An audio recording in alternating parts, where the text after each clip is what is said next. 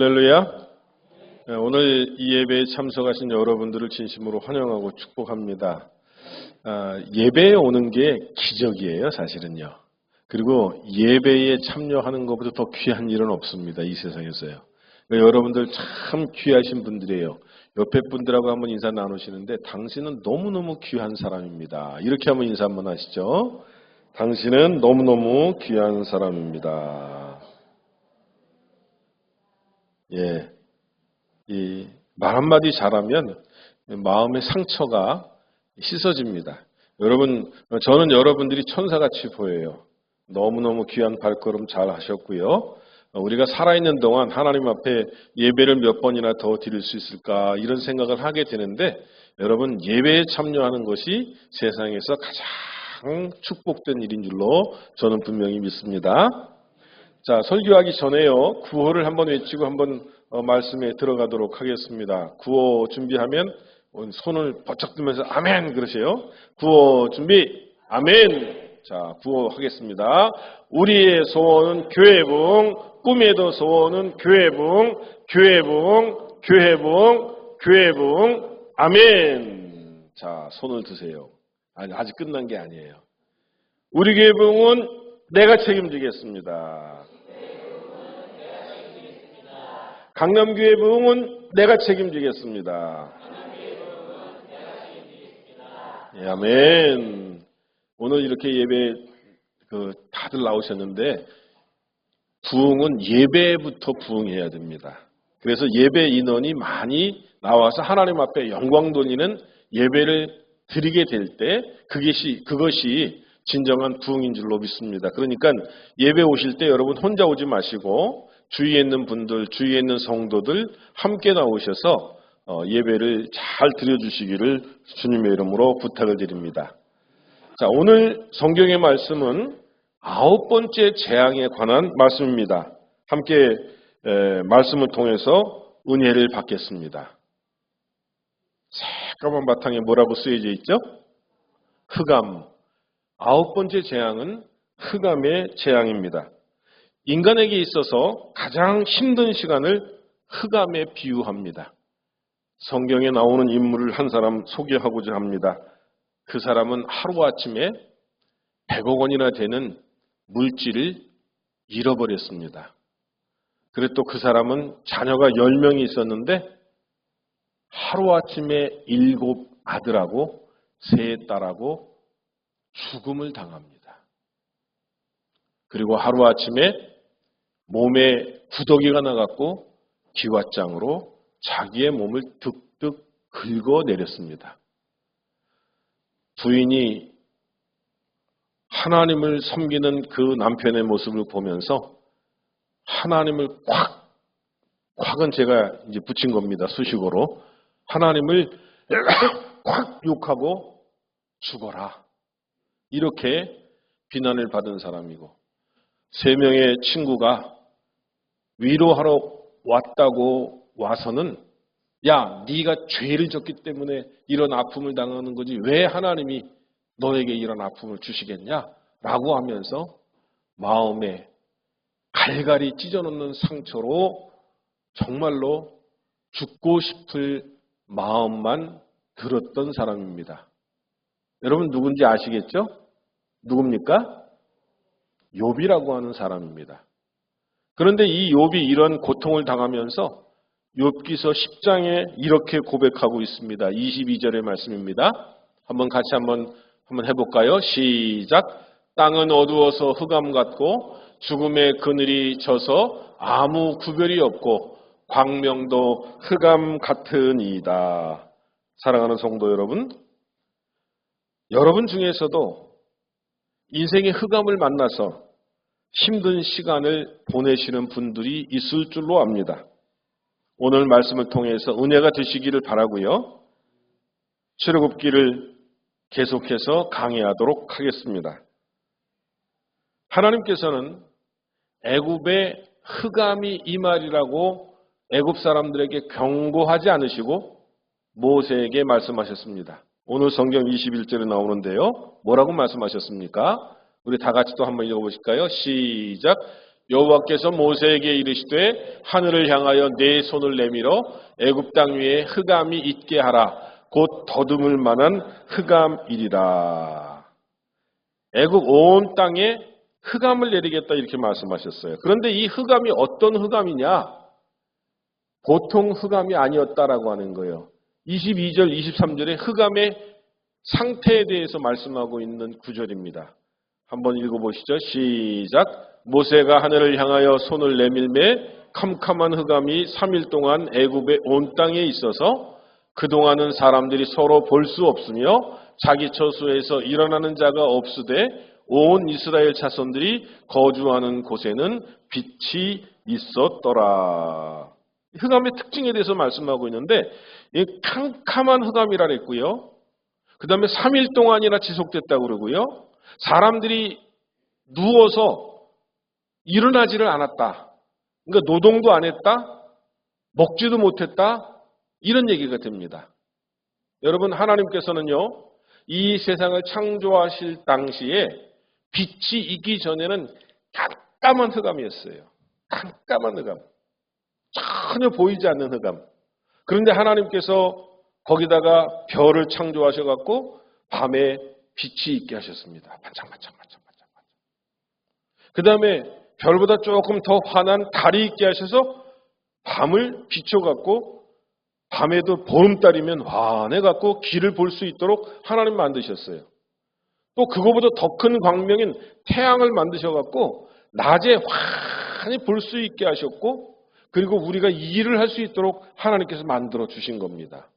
그런데 지금 이 흑암은 하나님이 전혀 광명체를 만드시기 이전의 흑암, 아주 깜깜한 밤입니다. 앞을 볼 수가 없어요. 바로 앞에도 안 보여요.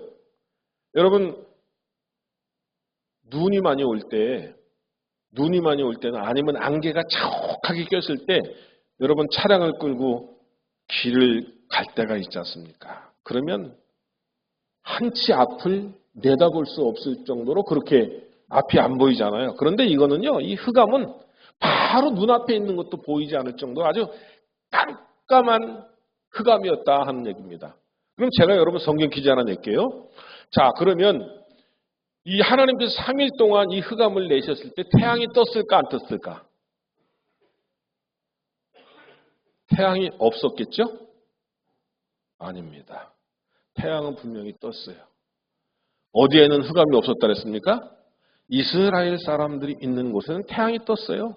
그런데 여러분, 저는 예전에 그 시골에서 일주일 동안 장맛비가 온 적이 있습니다. 그런데 낮은 환해요. 그런데 비가 계속 쏟아져 내려서 제가 그런 생각을 해본 적이 있어요. 야, 태양이 떴을까? 여러분 어때요? 태양이 떴을까요? 안 떴을까요? 떴어요. 그런데 안 보여서 그렇지. 태양이 떠갖고 낮에는 환하잖아요. 비가 와도. 그런데 이 태양이 지금 분명히 떠 있는데도 불구하고 하나님은 깜깜한 칠흑 같은 어둠을 이 애굽 땅에 내리셨다. 이거 하나님의 재앙이에요. 그런데 여러분, 애굽 사람들은요, 무슨 신을 숭배하고 있었냐면요, 태양신을 숭배하고 있었다는 얘기예요.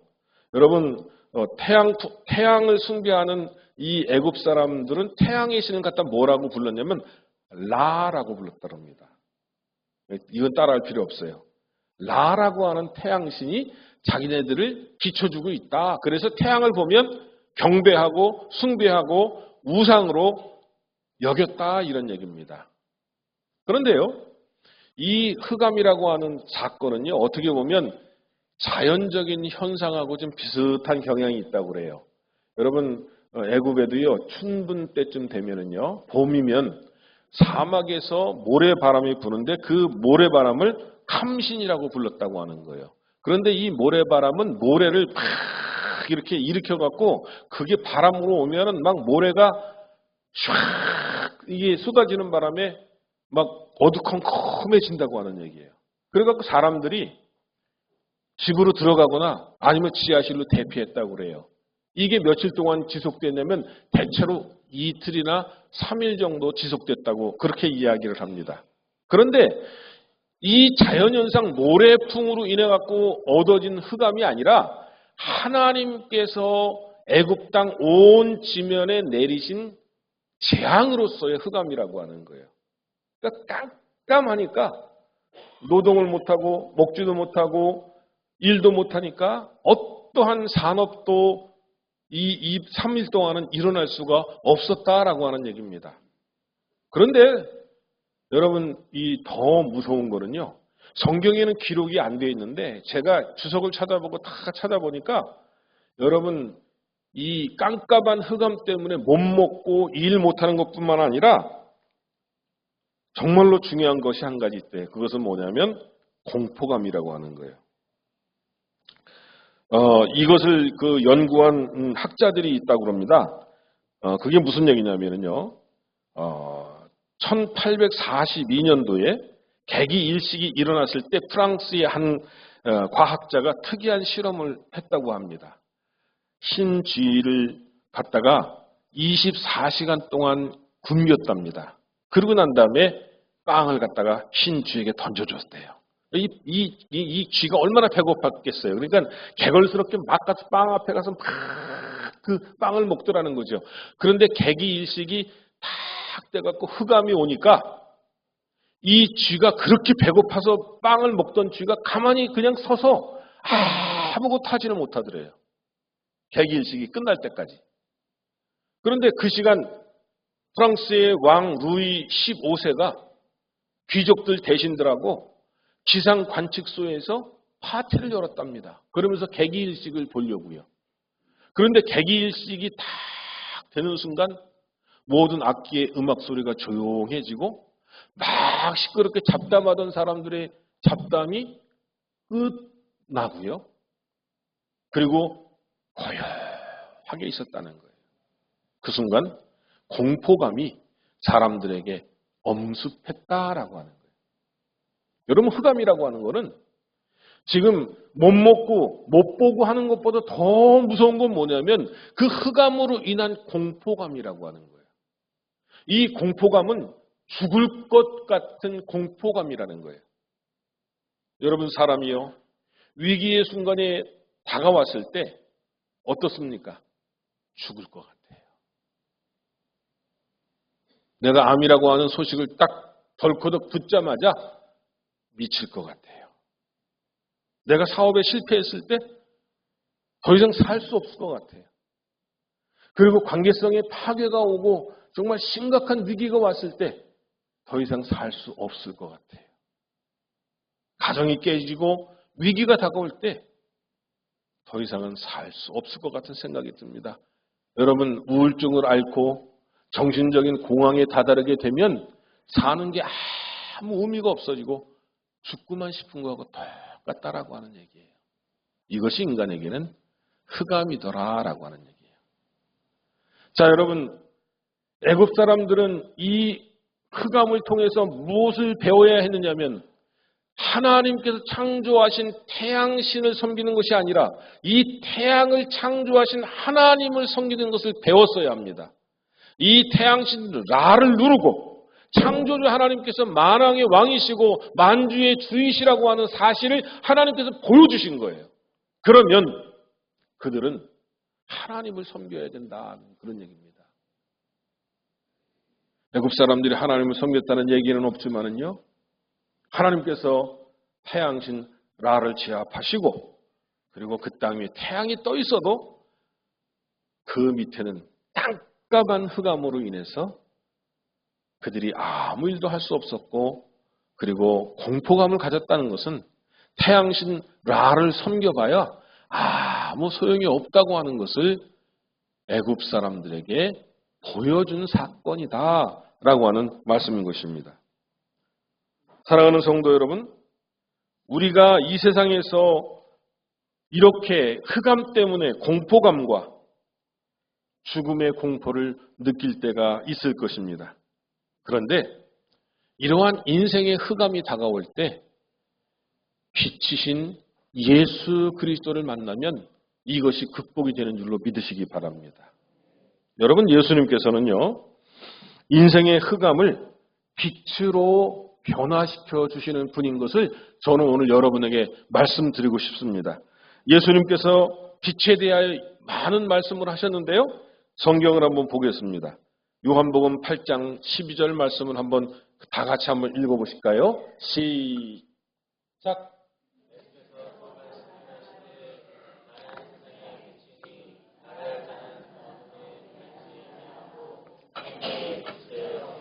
아멘. 생명의 빛을 얻으리라. 빛이라는 것 자체가 생명이지만 생명의 빛을 얻는다고 말씀하셨습니다. 또 요한복음 9장 5절은 이렇게 말씀하고 있습니다. 시작. 내가 세상에 있는 동안에는 세상의 빛이로라. 예수님 자신이 빛 자체라고 말씀하시는 거예요. 생명력, 구원의 능력, 축복, 그것을 갖다가 빛이라고 한 단어로 표현하신 줄로 믿으시기 바랍니다.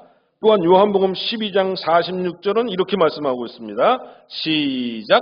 나는 빛으로 세상에 왔나니 물은 나를 믿는 자로 어둠에 거하지 않게 하려 함이로라.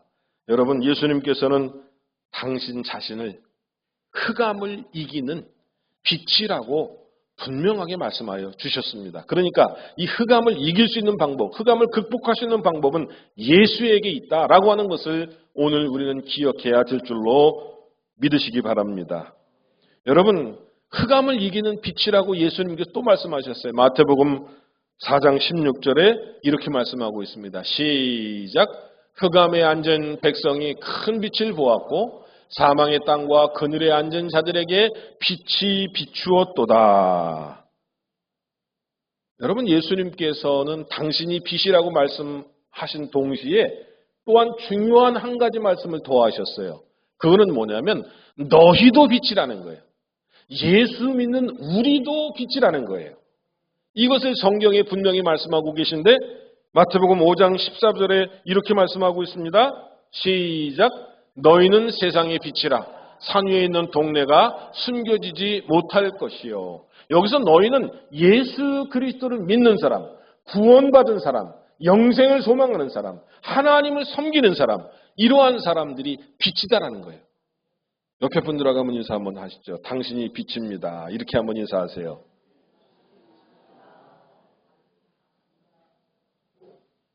여러분은 세상을 비춰야 될 빛입니다. 반짝반짝 비춰야 돼요. 노암동을 비추고 강릉시를 비추고 대한민국을 비추고 전 세계를 비추는 그러한 큰 빛들이 되시기를 주님의 이름으로 축원합니다. 또한 마태복음 5장 16절에서 이렇게 말씀하고 있습니다. 시작. 이같이 너희 빛이 사람 앞에 비치게 하여 그들로 너희 착한 행실을 보고 하늘에 계신 너희 아버지께 영광을 돌리게 하라. 여기서 빛이라고 하는 것은 착한 행실로 선한 영향력을 끼치는 것을 빛이라고 말씀하셨습니다. 여러분, 예수님께서 우리 자신을 인정해 주시는 놀라운 축복의 말씀이라고 저는 생각합니다. 사실 우리 부족하고 연약하고 그리고 또 죄도 짓고 그렇게 살지만 예수님께서 뭐라고 말씀하세요? 너희들은 세상의 빛이다. 그러니 세상에 나아가서 빛을 비추어라. 주님께서 우리에게 이렇게 말씀하셨다, 이런 얘기입니다. 여러분, 흑암을 극복하는 것은 예수님에게 있습니다. 그 극복한 예수님께서 우리들에게 하시는 말씀은 너희가 세상의 빛이기 때문에 세상에 나가서 빛을 비추라. 너희의 착한 행실로 빛을 비추어라. 선한 영향력을 끼치어라. 주님은 그렇게 말씀하시는 거예요. 여러분, 우리가 얼마나 소중한 존재입니까? 저는 예수 믿는 것이요, 이 세상에서 가장 큰 복이라고 생각하고요. 그리고 예수님께서 우리를 인정해 주시는 것이 너무너무 고마운 사람이에요. 늘 감사하고 살아요, 저는. 그래서 여러분, 오늘도 예수님께서 내가 세상의 빛이라고 하는 사실을 말씀해 주셨는데, 여러분, 내가 세상을 비춰야 하는 빛이라고 하는 이 사실을 분명히 마음속으로 생각하시기를 주님의 이름으로 부탁을 드립니다. 빛을 허락해 주시는 주님, 깜깜한 흑암에서 한 줄기 빛이 오게 되면 어둠은 싹 물러갑니다. 흑암은 싹 물러갑니다. 그리고 빛이 환하게 비추어서 밝은 세상이 될 때 우리는 얼마나 그 세상이 좋게 보입니까? 우리의 눈으로 빛이 있기 때문에 세상을 바라볼 수 있지 않습니까? 여러분, 오늘 이 자리에 계신 여러분들, 이 세상에서 여러분들이 빛된 역할을 감당함으로 세상이 아름다워지고 더 복된 세상이 되어져가는 놀라운 은혜가 함께 하시기를 주님의 이름으로 축원합니다.